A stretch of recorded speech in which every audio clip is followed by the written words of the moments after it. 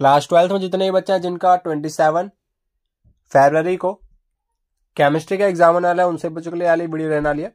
इस वीडियो में हम जो आपके पिछले साल का केमिस्ट्री का एग्जाम हुआ था, हम उसका आज सॉल्यूशन करने जा रहे हैं। ठीक है, फटाफट से वीडियो को स्टार्ट करते हैं।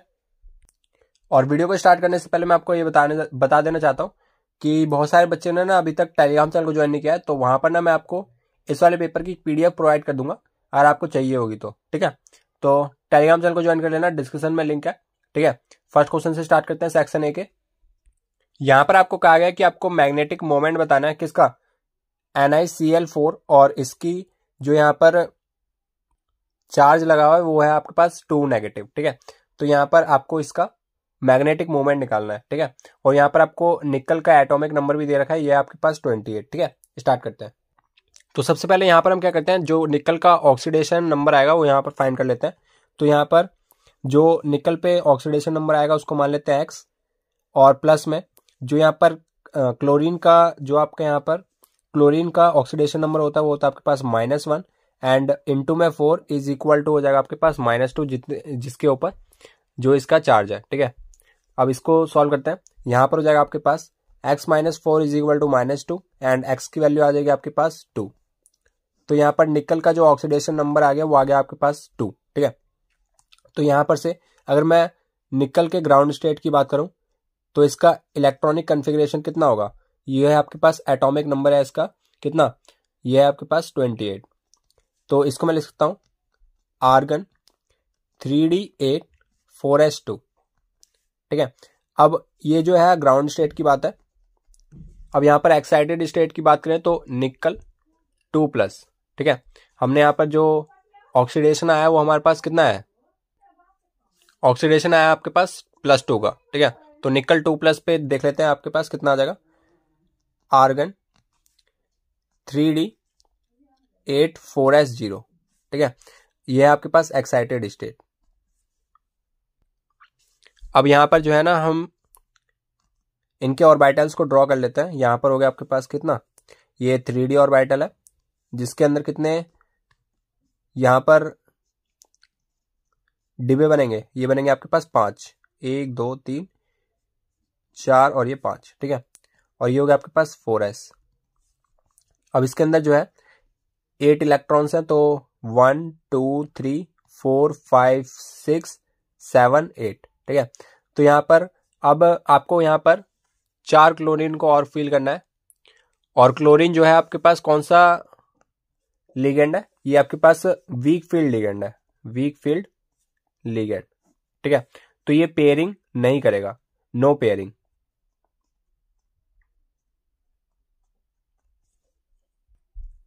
तो यहां पर हम 4p भी ड्रॉ कर लेते हैं, 4p ऑर्बिटल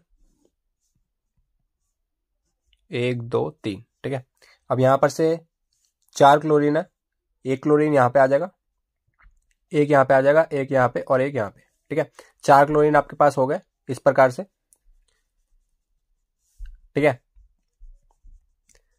और यहां पर जो है आपके पास क्या है, क्लोरीन है, ये भी क्लोरीन हो गया और ये भी क्लोरीन। अब यहां पर अगर आपको अनपेयर्ड इलेक्ट्रॉन्स देखने हो तो आपके पास जो डी ऑर्बिटल में जिनकी यहां पर फीलिंग नहीं हुई है, यानी कि यहां पर जो आपके इलेक्ट्रॉन्स आ सकते थे वो कितने इलेक्ट्रॉन्स यहां पर नहीं आए, यहां पर 2 इलेक्ट्रॉन्स आपके अनपेयर्ड इलेक्ट्रॉन्स हैं। ठीक है, तो n की वैल्यू आपको मिल गई यहां पर से 2। अब यहां पर से आप मैग्नेटिक मोमेंट कैलकुलेट कर सकते हैं। मैग्नेटिक मोमेंट का आपका फॉर्मूला कितना होता है, ये होता है आपके पास √ में n/n+2, बोहर मैग्नेटन इसकी यूनिट होती है, एंड यहाँ पर n की वैल्यू 2 है, और 2 में 2 ऐड करेंगे तो 4 आ जाएगा। तो इसको कैलकुलेट करते हैं, ये आपके पास कितना आ जाएगा, ये आ जाएगा आपके पास √ में 8, और इसको मैं लिख सकता हूँ 2√2, और √2 की आपकी वैल्यू कितनी होती है, ये होती है आपके पास 1.414। ठीक है, और 2 × 1.414 करते हैं तो ये आपके पास कितना आता है, 8282। ठीक है, 2.82 बोहर मैग्नेटन आपकी क्या आ जाएगी, यहां पर इसका मैग्नेटिक मोमेंट आ जाएगा। तो यहां पर ऑप्शन नंबर बी जो है आपके पास राइट आंसर होगा। अब जो है नेक्स्ट क्वेश्चन है आपके पास, यहां पर आपको बोला गया कि A + B gives C + D। ठीक है, और इस प्रकार से आपको रीडिंग दे रखी है ए की, बी की और इनिशियल रेट दे रखा है, और ये है आपके पास इनिशियल रेट। और यहाँ पर आपको क्या बताया हुआ है कि आपको यहाँ पर ऑर्डर बताना है with respect to A and B, ठीक है। तो यहाँ पर इस वाले क्वेश्चन को ना सॉल्व करने का बहुत ही बढ़िया सा मेथड होता है, ठीक है, वो मैं आपको बताता हूँ।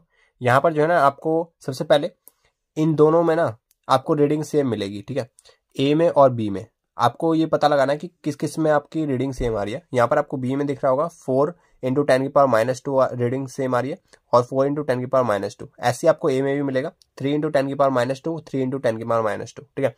तो यहाँ पर से आपको ना दो इक्वेशन बनानी पड़ेगी, जहां पर पहली इक्वेशन आपकी ए से बनेगी, दूसरी इक्वेशन आपकी बी से बनेगी, बी के कंसंट्रेशन से बनेगी, ठीक है। तो यहाँ पर उसको सॉल्व करने के बाद आपको जो है इसका ऑर्डर पता लग जाएगा, ठीक है। तो इस क्वेश्चन को स्टार्ट करते हैं। तो यहाँ पर हम स्टार्ट करते हैं। अब यहाँ पर इसको मैं थोड़ा सा ऊपर कर लेता हूँ। यहाँ पर सबसे पहले हमारी पहली इक्वेशन मैं बना रहा हूँ ए से, ठीक है। तो यहाँ पर से फ्रॉम एक्सपेरिमेंट नंबर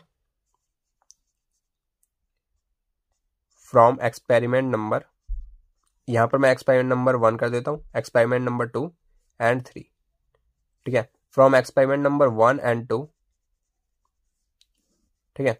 1 एंड 2 से हमें क्या पता लगेगा, यहाँ पर जो है ये हो जाएगा आपके पास 3 इंटू 10 की पावर -2, इसकी पावर हम x कर देंगे क्योंकि यहाँ पर ये a की कंसंट्रेशन है, ठीक है। ऐसे यहाँ पर b की कंसंट्रेशन क्या हो जाएगी 2 इंटू 10 की पावर -2, और इसकी पावर क्या हो जाएगी, इसकी पावर हो जाएगी y, ठीक है। और अपॉन में लिख देंगे क्या, सेकंड वाले एक्सपेरिमेंट की कंसंट्रेशन ए वाले की कंसंट्रेशन हो जाएगी 3 इंटू 10 की पावर -2, इसकी पावर x, और बी वाले की हो जाएगी आपके पास 4 इंटू 10 की पावर -2 और इसकी पावर y, ठीक है। अब जो है इन दोनों के इनिशियल रेट के बारे में यहाँ पर हम लिख लेते हैं। फर्स्ट वाले एक्सपेरिमेंट का है आपके पास 1.89 इंटू 10 की पावर -4, और अपॉन में हो जाएगा आपके पास 1.89 इंटू 10 की पावर -4। ये दोनों क्वांटिटी सेम है, इसको मैं काट के 1 लिख सकता हूँ, ठीक है। और यहाँ पर से ये दोनों भी सेम है, इसको काट के 1 लिख सकते हैं। और यहाँ पर ये जो आपके पास ये है, इन दोनों की पावर y है, ठीक है। अगर मैं a/b लिखता हूँ और इस पूरे की पावर अगर y है, तो इसको मैं ऐसे लिख सकता हूँ a की पावर y और b की पावर y। ऐसी तो लिखा है, इसकी पावर भी y है और इसकी पावर भी y है, तो क्या मैं इसको ऐसे नहीं लिख सकता, ठीक है। तो इसी को हम ऐसे लिखेंगे 2 इंटू 10 की पावर -2 इंटू अपॉन में 4 इंटू 10 की पावर -2, इस पूरे की power y is equal to में 1। इससे ये कैंसिल हो जाएगा, ये हो जाएगा आपके पास 1/2, तो 1/2 की power y is equal to में 1, ठीक है। तो यहाँ पर सबको पता लग जाएगा जो 2 है इसकी पावर y है इज इक्वल टू में 1 लिखा हुआ है, ठीक है। तो यहाँ पर से किसी की पावर अगर आपके पास 0 होते तो आंसर क्या आता है 1, तो इसको 1 को मैं लिख सकता हूँ 2 की पावर 0, और y की वैल्यू मिल गई हमें यहाँ पर से 0। अब ऑप्शन को यहाँ पर से मैच करा लेते हैं। जो आपके पास y है, y आपके पास किसकी पावर थी, b की पावर थी, तो यहाँ पर से जो b का ऑर्डर आएगा वो आपके पास क्या आएगा, b का जो ऑर्डर आएगा वो आएगा आपके पास 0, ठीक है। तो b का ऑर्डर यहाँ पर दो ऑप्शंस में 0 है आपका, ठीक है। अब a का कंसंट्रेशन हमें देखना पड़ेगा। अब a का कंसंट्रेशन आपको कैसे मिलेगा, a का ऑर्डर कैसे मिलेगा, सॉरी। तो यहाँ पर a का जो ऑर्डर है वो हमें यहाँ पर इन दोनों इक्वेशन से मिलेगा। ये आपके पास अब बी वाले पे जाना पड़ेगा, बी वाले में आपका एक्सपेरिमेंट नंबर 2 और 3 से, ठीक है। एक्सपेरिमेंट नंबर 2 और 3 में जाएंगे तो यहाँ पर से 3 इंटू 10 की पावर -2 आएगा, 6 इंटू 10 की पावर -2 एज इट इज, यहाँ पर से आएगा 4 इंटू 10 की पावर -2, 4 इंटू 10 की पावर -2, इस पूरे की पावर y आ जाएगा, ठीक है। तो फ्रॉम एक्सपेरिमेंट 2 एंड 3, ठीक है। यहाँ पर जो 2 का जो यहाँ पर ए वाले का कंसंट्रेशन है वो है आपके पास 3 इंटू 10 की पावर -2, इस पूरे की पावर x, और यहाँ पर जो बी वाले का है वो आपके पास 4 इंटू 10 की पावर -2 और इसकी पावर y, ठीक है। और यहाँ पर जो थर्ड वाले एक्सपेरिमेंट का है वो आपके पास 6 इंटू 10 की पावर -2, इस पूरे की पावर x, और यहाँ पर b वाले के लिए सेम है, यहाँ पर b वाले के लिए सेम है दोनों के लिए, ठीक है। और यहाँ पर से ये हो जाएगा आपके पास 1.89 इंटू 10 की पावर -4 और 7.56,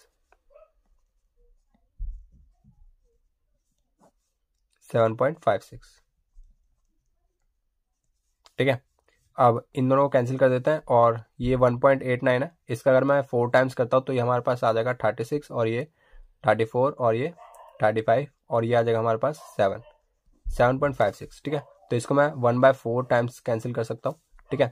और यहाँ पर से ये से कैंसिल हो जाएगा, यहाँ पर बचेगा आपके पास एज इट इज़ ऊपर वाला जैसे बन रहा था। तो यहाँ पर से इसको मैं लिख सकता हूँ 3 × 10⁻² अपॉन 6 × 10⁻²। इस पूरे की power x is equal to 1/4।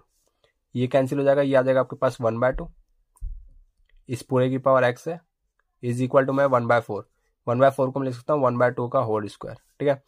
और यहाँ पर से x की वैल्यू आपको मिल रही है 2, तो a वाले का ऑर्डर क्या हो गया 2, तो सेकंड ऑर्डर आपका a का आ गया, ऑर्डर ऑफ b इज 0, ठीक है। तो इस प्रकार से ऑप्शन नंबर सी जो है आपका राइट आंसर हो जाएगा। और यहाँ पर अगले क्वेश्चन में आपको बोला गया कि आपको यहाँ पर स्टैंडर्ड इलेक्ट्रोड पोटेंशियल दे रखे हैं, और यहाँ पर आपको बताना क्या है कि what is the cell reaction and the electrode potential of the spontaneous reaction, ठीक है। स्पॉन्टेनियस रिएक्शन के लिए आपको पता होना चाहिए कि जो आपके पास जो G0 होता है, डेल्टा G0, वो आपके पास नेगेटिव होना चाहिए, ठीक है। स्पॉन्टेनियस प्रोसेस के लिए मैं आपको बताया था, थोड़ा सा आपको क्लास 11th में वाला जो फॉर्मूला था वो था डेल्टा G0 था ना, और 12th में भी आपका -NF E0 सेल होता है, ठीक है। और अगर आपको स्पॉन्टेनियस प्रोसेस चाहिए तो स्पॉन्टेनियस प्रोसेस के लिए जो आपके पास G0 है ये आपके पास लेस देन 0 आना चाहिए, यानी कि नेगेटिव आना चाहिए, ये आपके पास नेगेटिव आना चाहिए, तभी आपके पास स्पॉन्टेनियस होगा, ठीक है। ये कंडीशन है स्पॉन्टेनियस प्रोसेस के लिए, ठीक है। तो डेल्टा G0 जब आपका नेगेटिव होगा तब आपके पास स्पॉन्टेनियस प्रोसेस होता है। और यहाँ पर जो है जब आपका डेल्टा G0 आपके पास यहाँ पर क्या चाहिए, नेगेटिव चाहिए, तो नेगेटिव कब होगा, जब यहाँ पर जो आपके पास n है वो आपके पास क्या होता है, नंबर ऑफ इलेक्ट्रॉन एक्सचेंज, ठीक है। तो यह तो आपके पास हमेशा पॉजिटिव ही रहेगा, ठीक है। और f जो है उसकी वैल्यू भी फिक्स होती है 9, f की वैल्यू होती है 96500, ठीक है, 96500, ठीक है। और यहाँ पर से E0 सेल पे डिपेंड करेगा कि इसकी वैल्यू नेगेटिव आने वाली है पॉजिटिव आने वाली है। अगर हमारे पास E0 सेल अगर हमारे पास क्या होता है, पॉजिटिव होता है, ठीक है, और ये पॉजिटिव होगा तो ये वाली नेगेटिव, ये वाली क्वांटिटी कैसी हो जाएगी, नेगेटिव हो जाएगी, तो डेल्टा G0 जो है वो हमारे पास नेगेटिव आ जाएगा, ठीक है। तो इसको पॉजिटिव करेंगे तब हमारे पास ये डेल्टा G0 नेगेटिव आएगा। अगर हमने इसको E0 सेल को अगर हमने इसको नेगेटिव कर दिया तो हमारे पास जो डेल्टा G0 है ये हमारे पास क्या आ जाएगा, पॉजिटिव आ जाएगा, जो कि नॉन स्पॉन्टेनियस प्रोसेस होता है। पर हमें तो स्पॉन्टेनियस प्रोसेस चाहिए, हमें तो स्पॉन्टेनियस प्रोसेस चाहिए, ठीक है। स्पॉन्टेनियस के लिए हमें ये कंडीशन करनी पड़ेगी, ठीक है। अब यहाँ पर देख लेते हैं ऑप्शन में कि किस किस में जो आपका E0 सेल है वो आपके पास पॉजिटिव है। तो अब आपको दिख रहा है कि आपके पास एक ऑप्शन एलिमिनेट हो गया, इसमें तो हो नहीं सकता क्योंकि ये नॉन स्पॉन्टेनियस प्रोसेस आ जाएगा। अब आपके पास बचे 3 ऑप्शन, ठीक है। अब इन 3 ऑप्शन को कैसे एलिमिनेट करना है वो मैं आपको बताता हूँ, ठीक है। अब जो है अगर आपको अंडरस्टैंडिंग है, बेसिक अंडरस्टैंडिंग है, तो आप इस क्वेश्चन को अच्छे से कर सकते हैं। कैसे, आपको जो है ना ये पता होना चाहिए, अगर हम सेल की रिएक्शन को अगर हम आगे पीछे, मतलब इसको, ये जो आपके पास ये प्रोडक्ट साइड है, इसको अगर मैं रिएक्टेंट साइड करता हूँ तो हमारे पास ये जो आपका E0 सेल है इसमें एक नेगेटिव साइन आ जाता है, ठीक है। और अगर मैं इसको ऊपर वाले को अगर मैं ऐसे करके, ये जो आपके पास प्रोडक्ट है, अगर मैं इसको रिएक्टेंट साइड करता हूँ और रिएक्टेंट को प्रोडक्ट साइड करता हूँ, E0 सेल में आपके पास क्या हो जाएगा, ये पॉजिटिव हो जाएगा, ठीक है।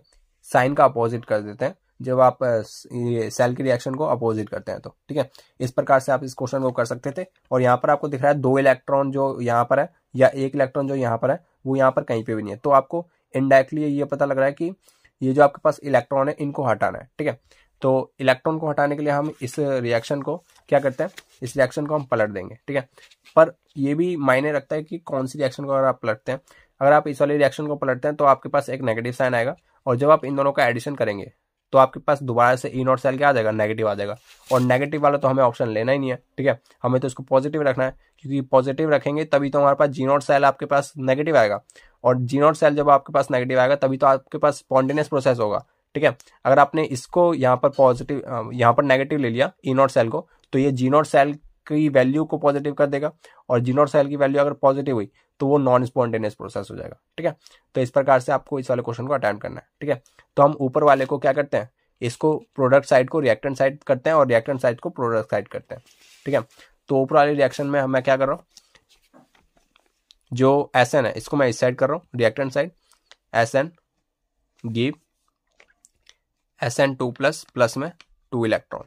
अब यहाँ पर 2 इलेक्ट्रॉन है तो यहाँ पर भी हमारे 2 इलेक्ट्रॉन चाहिए होंगे, तो इस वाली पूरी रिएक्शन को मैं 2 से मल्टीप्लाई कर रहा हूँ, तो 2 टाइम्स Fe3 प्लस में 2 इलेक्ट्रॉन, और ये हो जाएगा आपके पास 2Fe2 इस पूरी रिएक्शन में मैंने 2 से मल्टीप्लाई कर दिया। ठीक है, अब यहाँ पर जो आपके पास E0 सेल की यहाँ पर वैल्यू होगी,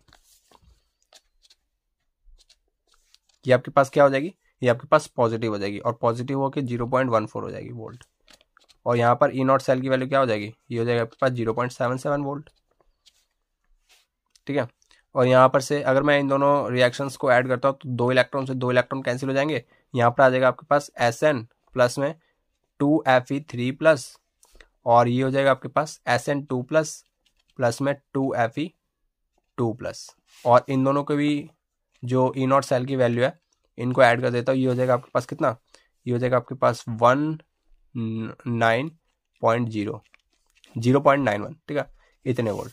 तो 0.91 हमारे पास 2 ऑप्शन में बचे, और यहाँ पर अब हम रिएक्शन को मैच करा लेते हैं। तो रिएक्शन को मैच कराएंगे तो आपके पास ये बचेगा option number B, option number B.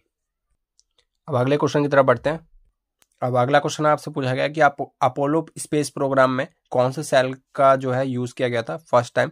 तो यहाँ पर जो आपके पास H2O2 है, इस वाले फ्यूल सेल का जो है यहाँ पर इस्तेमाल किया गया था। ठीक है, ऑप्शन नंबर सी आपके पास राइट आंसर हो जाएगा। अगले क्वेश्चन में बोला गया which of the following alcohols which will not undergo oxidation. ठीक है, इनमें से कौन सा जो ऑप्शन है वो ऑक्सीडेशन में के अंदर अंतर्गत नहीं जाएगा। ठीक है, तो स्टार्ट करते हैं। इनमें से आपको बोला गया कि इनमें से कौन सा जो ऐसा अल्कोहल है जो ऑक्सीडेशन में नहीं जाता। तो यहाँ पर जो आपके पास टर्सरी अल्कोहल होता है 3 डिग्री अल्कोहल, इसका अगर आप ऑक्सीडेशन कराते हैं तो इसका ऑक्सीडेशन नहीं होता। ठीक है, तो यहाँ पर 3 डिग्री अल्कोहल एक ही ऑप्शन में है, ऑप्शन नंबर सी में। ये आपके पास 2 मिथाइल ब्यूटेन 2 ऑल, तो ब्यूटेन बना लेते हैं सबसे पहले।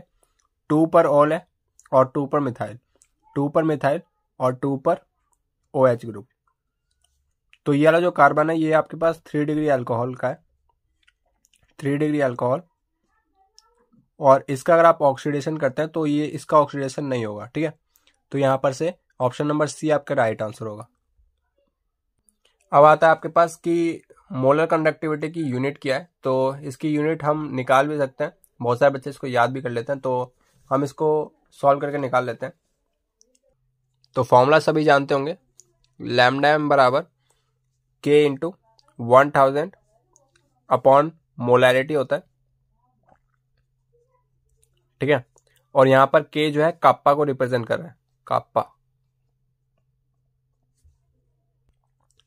और काप्पा जो है 1 अपॉन रेजिस्टिविटी होता है। ठीक है,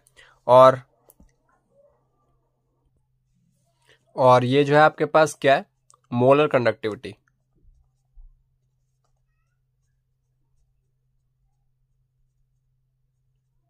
ठीक है, तो इसकी जो यूनिट होती है वो होती है आपके पास क्या, साइमन सेंटीमीटर स्क्वायर पर मोल। ठीक है, और अगर आपको इस वाले फॉर्मूले से निकालना है तो तब भी निकाल सकते हैं। ये आपके पास इसकी जो यूनिट होती है काप्पा की वो होती है आपके पास साइमन सेंटीमीटर इनवर्स। ठीक है, तो इसकी यूनिट होगी आपके पास क्या, साइमन सेंटीमीटर इनवर्स, और मोलैरिटी की आपकी यूनिट होती है मोल। मोलैरिटी का आपका फॉर्मूला क्या होता है, number of moles of solute upon volume of solution in litre. ठीक है, तो वॉल्यूम के लिए आप क्या लिख सकते हैं, सेंटीमीटर क्यूब। ठीक है, अपॉन में आएगा आपके पास सेंटीमीटर क्यूब, इसको ऊपर ले जाएंगे तो ऐसे हो जाएगा। ठीक है, अब इसको थोड़ा सा कैलकुलेट कर लेते हैं। ये हो जाएगा आपके पास साइमन, इसको ऊपर लाएंगे तो सेंटीमीटर स्क्वायर पर मोल। तो ये आपके पास क्या हो जाएगा, लिमिटिंग मोलर ये जो आपके पास मोलर कंडक्टिविटी है इसकी यूनिट हो जाएगी लैम्डा एम की। अब जो है हम सेक्शन बी की तरफ मूव करते हैं, और बीच बीच में एमसीक्यू टाइप्स भी क्वेश्चन करते रहेंगे, और जो आपके जो थ्योरी बेस्ड क्वेश्चन है उनको भी करते रहेंगे, और जो आपके फिजिकल केमिस्ट्री के क्वेश्चन है उनको भी करेंगे। ठीक है, तो मिक्सअप क्वेश्चन चलेंगे। ठीक है, ताकि आपको भी अच्छा लगे। और यहाँ पर जो है सेक्शन बी का फर्स्ट क्वेश्चन है आपके पास, for the pair phenol and cyclohexanol answer the following question. ठीक है, आपके पास दो आपके पास कंपाउंड्स हैं, जो है आपके पास फिनॉल एंड साइक्लोहेक्सेनॉल, एंड आपको यहाँ पर बताना है कि why is phenol is more acidic than cyclohexanol. ठीक है, तो बहुत ही सिंपल सा इसका आंसर रहेगा। फिनॉल में जो आपका फिनॉक्साइड आयन होता है वो मोर स्टेबल होता है एज कंपेयर टू साइक्लोहेक्सेनॉल। तो यहाँ पर से जो आपके पास फिनॉल होगा वो मोर एसिडिक होगा किसके कंपैरिजन में, साइक्लोहेक्सेनॉल के। ठीक है, और अगले क्वेश्चन में आपको बोला chemical test to distinguish between this two. ठीक है, तो ऐसा कौन सा केमिकल टेस्ट है जिसकी मदद से आप इन दोनों के बीच में डिस्टिंग्विश कर सकते हैं। तो यहां पर आपके पास दो कंपाउंड्स थे, फिनॉल एंड साइक्लोहेक्सेनॉल।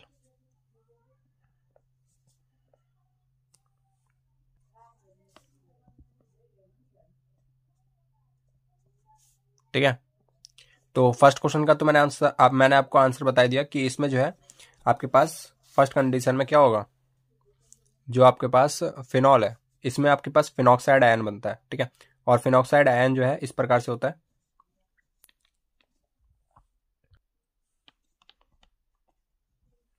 जो है आपके पास फिनॉक्साइड आयन है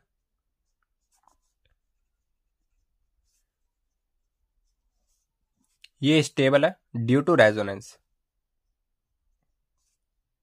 ड्यू टू रेजोनेंस। ठीक है, तो यहां पर आपको दिख रहा है पाई सिग्मा नेगेटिव चार्ज जो है आपके पास हाइपर कॉन्जुगेशन बन रहा है। ठीक है, तो इस वजह से कॉन्जुगेशन की वजह से यहाँ पर जो है रेजोनेंस हो रहा है, रेजोनेंस। ठीक है,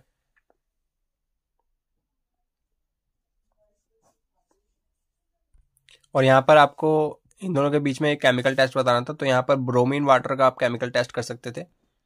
यहाँ पर इस प्रकार से जो है आपके पास फिनॉल के लिए जो ब्रोमीन वाटर टेस्ट है,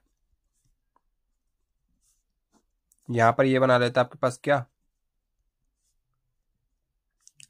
2,4,6 ट्राई ब्रोमो फिनॉल।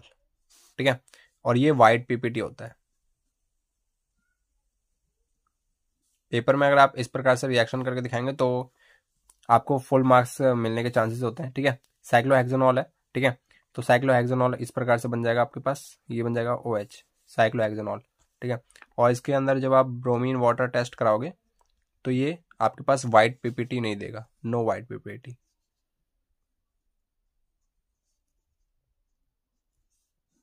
ठीक है, और जैसे कि इस वाले क्वेश्चन में आपसे एक रिएक्शन पूछ ली गई है जहां पर आपके पास ये BDC है। ठीक है, इसके अंदर आप जब यहाँ पर CH3CH2OH डालेंगे तो आपके पास ना, ये आपको पता होना चाहिए, आपके पास बेंजीन बना देता है, इसको बोलते हैं हम बेंजीन।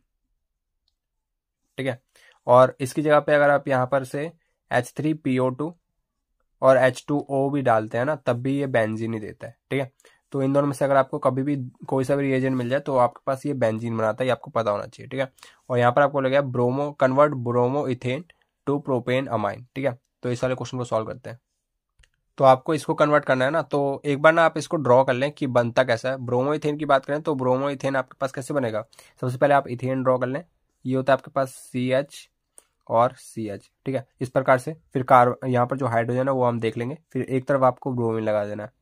ठीक है, और यहाँ पर हो जाएगा आपके पास 2, यहाँ पर हो गए, और ये हो गया आपके पास 2 और ये 3। ठीक है, तो इस प्रकार से आपके पास ब्रोमो इथेन बन गया। और प्रोपेन अमाइन की बात करें तो सबसे पहले आप प्रोपेन बना लेंगे,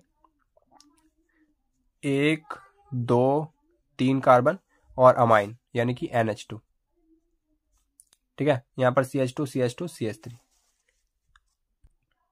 तो यहाँ पर हम सबसे पहले क्या करते हैं, ये जो आपके पास CH3 CH2 Br है यानी कि ब्रोमो इथेन है, यहाँ पर सबसे पहले हम KCN के साथ यहाँ पर इसकी रिएक्शन कराते हैं, तो CH3 CH2 CN बन जाता है। और अगर मैं यहाँ पर LiAlH4 डाल देता हूँ, लिथियम एल्यूमिनियम हाइड्राइड, तो ये आपके पास क्या बन जाएगा CH3 CH2, और यहाँ पर बना देता है ये आपके पास क्या, ये बना देता है यहाँ पर CH2 NH2। ठीक है, तो इस प्रकार से आपके पास ये आपके पास क्या आ जाएगा, प्रोपेन अमाइन आ जाएगा, जो आपको यहाँ पर बोला गया था या जो आपको यहाँ पर रिक्वायर्ड था। ठीक है, जो आपके पास रिक्वायर्ड था वो आपको यहाँ पर मिल चुका है। अब यहाँ पर अगले क्वेश्चन में आपको बोला गया कि आपको ना यहाँ पर what should be the sign positive और negative for E not cell and G naught delta G naught for a spontaneous redox reaction occurring under standard conditions. ठीक है, और अगले क्वेश्चन में आपको बोला गया state Faraday's first law of electrolysis. तो यहाँ पर जो फराडे का फर्स्ट लॉ और सेकंड लॉ है वो आपको यहाँ पर याद करके जाना है, क्योंकि ये कई बार पूछ लिया गया है। ठीक है, तो फर्स्ट लॉ मैं अभी आपको बता दूंगा, उससे पहले इस वाले क्वेश्चन पे चलते हैं। जैसे कि आपको बताना है ई नॉट सेल का साइन और डेल्टा जी नॉट का साइन बताना है, और यहाँ पर आपको एक कंडीशन दी गई है कि स्पॉन्टेनियस रेडॉक्स रिएक्शन के लिए बताना है। ठीक है, तो यहाँ पर से जैसा कि अभी हमने एमसीक्यू में देखा था इस टाइप का क्वेश्चन, और वहां पर मैंने आपको क्लियर भी कर दिया था कि स्पॉन्टेनियस प्रोसेस के लिए इन दोनों के साइन क्या होना चाहिए। ठीक है, तो दोबारा से मैं आपको बता देता हूँ, दोबारा से आप समझ लेंगे तो आपको बेटर अंडरस्टैंडिंग हो जाएगी। तो यहाँ पर से जो आपके पास फॉर्मूला होता है डेल्टा जी नॉट का, ये आपके पास होता है minus N F E not cell होता है। ठीक है, और स्पॉन्टेनियस प्रोसेस के लिए for spontaneous process, spontaneous process के लिए आपको पता होना चाहिए जो डेल्टा जी नॉट है ये आपके पास लेस देन जीरो होना चाहिए, यानी कि नेगेटिव होना चाहिए। तो नेगेटिव होगा ना तो आपके पास ये स्पॉन्टेनियस प्रोसेस कहलाता है। अगर ये स्पॉन्टेनियस नहीं होता, नॉन स्पॉन्टेनियस प्रोसेस होता, तो ये डेल्टा जी नॉट आपके पास ग्रेटर देन जीरो होता है। ठीक है, तो यहाँ पर से अगर आपको डेल्टा जी नॉट क्या चाहिए, नेगेटिव चाहिए, यानी कि लेस देन जीरो चाहिए, तो आपको समझ में आ रहा होगा कि इसके आगे एक नेगेटिव साइन है, और यहाँ पर एन जो है आपके पास पॉजिटिव होता है, एफ भी पॉजिटिव होता है, तो ये इनडायरेक्टली डिपेंड कर रहा है, यानी कि डायरेक्टली डिपेंड कर रहा है किस पे, ई नॉट सेल पे। ठीक है, ई नॉट सेल का अगर मैं साइन यहाँ पर, अगर मैं ई नॉट सेल के साइन को अगर मैं पॉजिटिव लेता हूँ तो ये पॉजिटिव हो जाएगा, और बाकी पूरी पूरी क्वांटिटी पॉजिटिव है, ओवरऑल ये नेगेटिव आ जाएगा। जब ये नेगेटिव आ जाएगा तो जी नॉट भी आपके पास नेगेटिव आ जाएगा। ठीक है, तो जी नॉट आपके पास नेगेटिव आ रहा है, तो मतलब ये कैसा प्रोसेस हो जाएगा, स्पॉन्टेनियस प्रोसेस हो जाएगा। तो स्पॉन्टेनियस प्रोसेस के लिए जो आपके पास ई नॉट सेल का जो साइन है वो आपके पास नेगेटिव होना चाहिए, और जो है यहाँ पर आपके पास सॉरी इसको पॉजिटिव होना चाहिए, क्योंकि यहाँ पर ये ग्रेटर देन जीरो है। यहाँ पर ई नॉट सेल को पॉजिटिव होना चाहिए और जी नॉट सेल को नेगेटिव होना चाहिए स्पॉन्टेनियस प्रोसेस के लिए। ठीक है, तो उम्मीद है आपको समझ में आ गया होगा। आगे बढ़ते हैं, और सेकंड पार्ट में आपको कहा गया था फराडे के फर्स्ट लॉ को आपको यहाँ पर डिफाइन करना है। जो फराडे का फर्स्ट लॉ है वो है आपके पास क्या, weight deposited an electrode during electrolysis is directly proportional to the amount of electricity passed through electrolytic solution. ठीक है, तो यहाँ पर से आपके पास पता है जो आपके पास चार्ज है वो आपके पास इलेक्ट्रिसिटी, जो किसी भी कंडक्टर में चार्ज फ्लो होगा तो मतलब इलेक्ट्रिसिटी फ्लो हो रही है। ठीक है, इलेक्ट्रिसिटी कंडक्ट हो रही है किसी भी कंडक्टर में। ठीक है, तो मतलब जो आपके पास weight deposited over an electrode during electrolysis is directly proportional to the amount of electricity pass through electrolytic solution. तो यहाँ पर जो आपके पास डब्ल्यू है वो डायरेक्टली प्रोपोर्शनल हो जाएगा क्यू के, एंड डायरेक्टली प्रोपोर्शनल हटाते हैं तो यहाँ पर आपके पास जेड आता है जो आपके पास इलेक्ट्रोवैलेंट कांस्टेंट होता है। ठीक है, और यहाँ पर से जो आपके पास क्यू है वो हमारे पास आई इंटू टी होता है।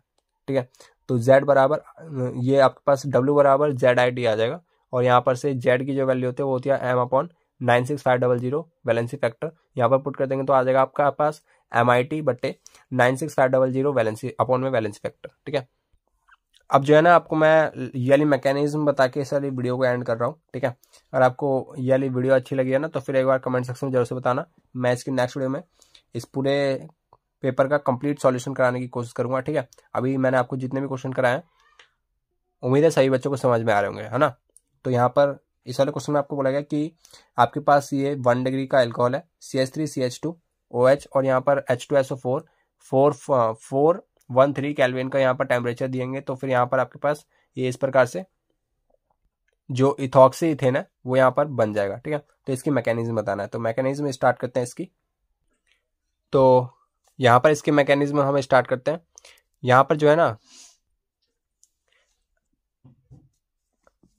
आपके इस सिलेबस में बस 3 ही मैकेनिज्म है जो आपके पास हर साल रिपीट होती है। मैं आपको बता देता हूँ, या तो आपके पास ये वाली मैकेनिज्म आ जाएगी एग्जैक्टली, या तो आपके पास आ जाएगा इथेनॉल टू इथीन, या इथीन टू इथेनॉल, और लास्ट में ये आपके पास फर्स्ट, सेकंड और ये थर्ड, ये वाला इथेनॉल टू इथॉक्सी इथेन। हर साल मैं बताऊं तो हर साल यही 3 आती हैं आपके पेपर में, ठीक है। अगर आप इन तीनों की मैकेनिज्म कर लेते हैं, ठीक है, तो आपके पेपर में 2 मार्क्स स्कोर हो जाएंगे, 2 मार्क्स आपके सिक्योर हो जाएंगे, ठीक है। तो मैकेनिज्म आपकी हर साल ये वाली रिपीट होती है, तो इन तीनों मैकेनिज्म को अगर आप कर लेते हो तो आपके पेपर में 2 मार्क्स आपके सिक्योर हो जाएंगे। तो यहाँ पर से ये आपके पास इसका मैकेनिज्म बताना था इस वाले क्वेश्चन में। बाकी मैं अगले जो इसी वाले वीडियो का पार्ट आएगा उसमें मैं आपको, ये तो मैंने करा ही दिया, अब मैं इन दोनों को कराने की कोशिश करूंगा, ठीक है, ताकि आपके सारे के सारे मैकेनिज्म इसी वीडियो से कंप्लीट हो जाए। तो स्टेप 1 में देखते हैं। Step 1, protonation of alcohol. ये जो आपके पास अल्कोहल है इथेनॉल, इसका प्रोटोनेशन होगा, ठीक है। तो यहाँ पर से जो आपके पास H2SO4 है, सभी को पता है ये कैसे ब्रेक होगा, ये हो जाएगा आपके पास H प्लस प्लस में HSO4 माइनस में होगा, ठीक है। और यहाँ पर से अगर मैं CH3CH2OH की बात करूं, ठीक है, और यहाँ पर से जब मैंने इसको H प्लस दिया तो यहाँ पर से जो इसका लोन पेयर है वो इस पर अटैक कर देगा और यहाँ पर हो जाएगा आपके पास CH3CH2 और यहाँ पर से इस प्रकार से इस पे आ जाएगा एक लोन पेयर और एक पॉजिटिव चार्ज, क्योंकि इसने अपना लोन पेयर डोनेट किया है, और यहाँ पर आ जाएगा आपके पास H और ये H, ठीक है। इसी में अब आपको दिख रहा है ये जो है आपके पास वाटर मॉलिक्यूल बन चुका है, और वाटर मॉलिक्यूल जो है गुड लिविंग ग्रुप होता है। तो यहाँ पर से ये यहाँ पर से एग्जिट कर जाएगा और यहाँ पर बन जाएगा आपके पास CH3CH2, इस पे पॉजिटिव चार्ज प्लस में H2O, मतलब आपके पास ये क्या बन गया, ये आपके पास कार्बोकैटायन बन गया, कार्बोकैटायन का फॉर्मेशन हो गया, ठीक है। अब स्टेप 2 देखते हैं। यहाँ पर स्टेप 2 होगा आपका अटैक ऑफ अल्कोहल, जो आपके पास ये अल्कोहल है इथेनॉल, एज अ न्यूक्लियोफाइल। अब आपको ये पता होना चाहिए न्यूक्लियोफाइल क्या होता है। न्यूक्लियोफाइल वो होते हैं जो न्यूक्लियस लविंग होते हैं। न्यूक्लियस लविंग यानी कि इलेक्ट्रॉन रिच स्पीसीज होते हैं। जो आपके पास न्यूक्लियोफाइल है वो आपके पास क्या होता है, इलेक्ट्रॉन रिच स्पीसीज, यानी कि जो आपके पास न्यूक्लियोफाइल है ये हमेशा इलेक्ट्रॉन रिच होते हैं, और इलेक्ट्रॉन किसकी तलाश करता है, किसी कार्बोकैटायन की या पॉजिटिव चार्ज की, ठीक है। तो ये इस पे अटैक कर देगा CH3CH2 और ये आपके पास पॉजिटिव चार्ज प्लस में अल्कोहल आ जाएगा CH3CH2OH, इसका लोन पेयर इस पे अटैक कर देगा और यहाँ पर से ये आपके पास बन जाएगा CH3CH2 और यहाँ पर से ऑक्सीजन के ऊपर पॉजिटिव चार्ज और ये हाइड्रोजन और CH2CH3, ठीक है। अब लास्ट में डीप्रोटोनेशन, स्टेप 3, ये हो जाएगा आपका यहाँ पर से डीप्रोटोनेशन, ठीक है। तो यहाँ पर से CH3CH2 और यहाँ पर इसके ऊपर लोन पेयर और एक पॉजिटिव चार्ज, और यहाँ पर है आपके पास H और CH2CH3। यहाँ पर जो ऑक्सीजन है इसके ऊपर जो है पॉजिटिव चार्ज आ गया, तो ये बौखला गया, ठीक है। तो ये हाइड्रोजन से बोलेगा भाई तो अपना बॉन्ड तोड़ दे और अपना लोन पेयर जो है मेरे ऊपर दे दे, क्योंकि मैं इलेक्ट्रोनेगेटिविटी का जो स्पीसीज है ये उससे आता है, जो आपने फोन पढ़ा होगा, फोन, ठीक है। ये जो है इलेक्ट्रोनेगेटिव एलिमेंट होता है, तो इस वजह से इस पे जो है पॉजिटिव चार्ज स्टेबल नहीं होता, ठीक है, जिस वजह से ये जो ऑक्सीजन हाइड्रोजन बॉन्ड है इसको ब्रेक कर देता है और यहाँ पर इसका जो यहाँ पर इलेक्ट्रॉन है अपने ऊपर ले लेता है। तो CH3CH2 और यहाँ पर से ये जो पॉजिटिव चार्ज है ये हट जाएगा और यहाँ पर जो इन दोनों का बॉन्ड है वो यहाँ पर ब्रेक होके H प्लस आयन को यहाँ पर ये रिलीज कर देगा CH2CH3। तो ये आपके पास किसकी फॉर्मेशन होगी, ये इथॉक्सी इथेन की फॉर्मेशन होगी, ठीक है। तो इस प्रकार से इस वाली वीडियो में हमने 6 से 7 क्वेश्चंस को कंप्लीट किया है, ठीक है। तो उम्मीद है जितने बच्चे वाली वीडियो देख रहे थे सभी को समझ में आया होगा, ठीक है। तो हो सकता है आपके पेपर में इन्हीं में से कोई सा एक क्वेश्चन आ जाए, पर मैकेनिज्म में से आपका इन तीनों में से एक क्वेश्चन आपको पेपर में कंफर्म दिखेगा। ठीक है, और बाकी वीडियो पसंद आई हो तो फिर वीडियो को लाइक कर देना, और अगर आपको इस वाली वीडियो को आगे भी चाहिए होगा तो फिर एक बार कमेंट सेक्शन जरूर से बता देना। और बाकी नेक्स्ट वीडियो मिलते हैं साथ, तो जय हिंद जय भारत।